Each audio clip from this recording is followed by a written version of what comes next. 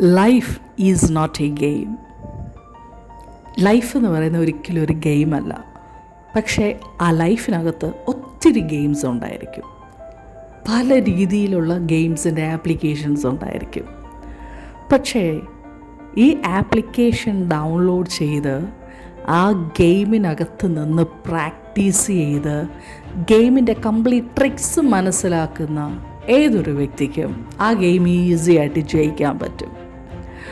അപ്പോൾ എസ്പെഷ്യലി സ്ത്രീകളോട് പറയുമ്പോൾ, സ്ത്രീകളുടെ ഓരോ വ്യക്തികളുടെയും ലൈഫിനകത്ത് ഒത്തിരി ഗെയിംസ് ഉണ്ടായിരിക്കും. എന്നാൽ ആ ഗെയിംസിൻ്റെ ട്രാക്ക് മനസ്സിലാക്കി അപ്പുറത്തെ സൈഡിൽ നിന്നിട്ട് നമുക്ക് നേരെ ഒരു ഗോൾ വരുമ്പോൾ ആ ഗോളിനെ എങ്ങനെ ഈസി ആയിട്ട് കൈകാര്യം ചെയ്യണമെന്നുള്ള ഒരറിവ് ഓരോ സ്ത്രീകൾക്കും ഉണ്ടായിരിക്കണം.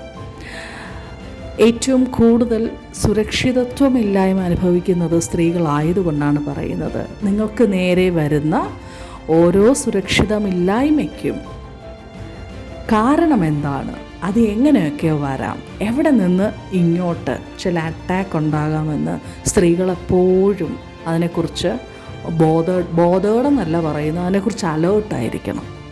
അങ്ങനെ അലേർട്ടായിട്ടിരിക്കുന്ന ഏതൊരു സ്ത്രീയെ സംബന്ധിച്ചിടത്തോളവും അവൾക്ക് നേരെ വരുന്ന ഏതൊരു പ്രശ്നത്തെയും മുൻകൂട്ടി കാണാനും മുൻകൂട്ടി വിവേചിച്ച് മനസ്സിലാക്കി അതിനെ തടയാനും, അല്ലാന്നുണ്ടെങ്കിൽ ആ വരുന്ന പ്രശ്നത്തെ ഡിസ്ട്രോയ് ചെയ്യാനായിട്ടുള്ളൊരു പവർ പുരുഷന്മാരെക്കാളും ഏറ്റവും കൂടുതലുള്ളത് സ്ത്രീകൾക്കാണ്.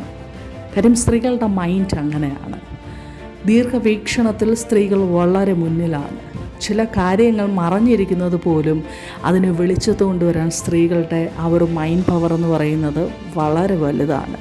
സോ ജീവിതത്തിനകത്ത് ഉണ്ടാകാൻ സാധിക്കാവുന്ന എന്തൊക്കെ ഗെയിംസ് ഉണ്ട്, ആ ഗെയിംസിൻ്റെ അപ്പുറത്തെ സൈഡിൽ നിന്നിട്ട് നമ്മളെ തോൽപ്പിക്കാനായിട്ടും നമ്മളെ ഡിസ്ട്രോയ് ചെയ്യാനായിട്ടും വരുന്നത് എന്തൊക്കെയാണ് എന്ന് ഒരു സ്ത്രീ ശരിക്കൊന്ന് വിചാരിച്ചാൽ മനസ്സിലാക്കാൻ പറ്റും.